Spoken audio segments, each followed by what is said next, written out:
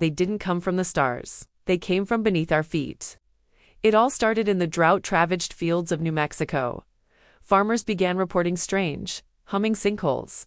Entire herds of cattle were vanishing, not dragged away, but seemingly swallowed whole by the earth. Then, one moonless night, a woman named Maria Ortega saw them, figures rising from the cracked ground like ancient trees unrooting themselves.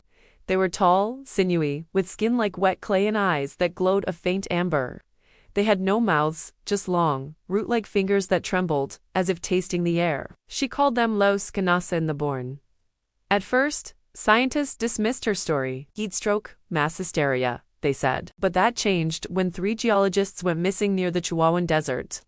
Their campsite was untouched, except for a massive 30-foot trench spiraling straight into the ground. The military quickly cordoned off 200 square miles. That's when the tremors began. These weren't earthquakes. They were pulses, like a soft, rhythmic heartbeat from deep within the planet, occurring every 17 minutes. And with each pulse, more of the creatures emerged. They didn't attack, they didn't speak, they just watched. Standing silently at the edges of towns, in abandoned lots, on highway shoulders, motionless and patient. Dr. Eli Chen, a xenobiologist brought in by the Pentagon, studied the thermal footage in disbelief. "They're not carbon-based," he whispered. "Their biology is silicate like living stone. They breathe geothermal energy. They've been dormant for millennia. Waiting for what?" General Ruiz demanded. Eli found the answer deep inside a lava tube, hidden behind a waterfall of dust. Ancient petroglyphs showed humans kneeling before the figures not in fear, but in reverence. One symbol appeared again and again, a spiral inside a hand. Beneath it, a faded inscription in an ancient language read, "We broke the pact. Now they wake." The truth hit Eli like an earthquake. Humanity hadn't discovered them. We had awakened them. Centuries ago, indigenous tribes had made a covenant to respect the earth, and in return, these guardians would sleep. But through fracking, mining, and endless drilling, we had torn open the planet's skin. The creatures weren't invaders. They were an immune response. On day 18 they finally moved.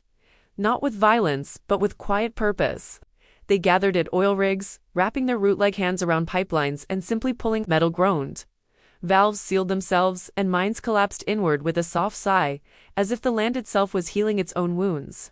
Governments panicked. Drones fired, missiles launched, but the creatures didn't fight back. They just absorbed the blasts, turning shrapnel into new skin and smoke into breath. In Santa Fe, Maria stood barefoot on the sun-baked soil as one of the beings approached her. It stopped 10 feet away and raised a trembling hand. In its palm, the spiral symbol glowed faintly. She stepped forward and placed her hand over its chest. Beneath her palm, she felt the pulse of the earth warm, alive, not angry, grieving. By the end of the week, the creatures retreated, sinking back into fissures that sealed behind them like healed scars. There was no war, no victory, just a profound silence. But the world had changed. Fracking halted. Mines closed. Renewable energy surged. Not because of new laws, but from a shared, trembling understanding.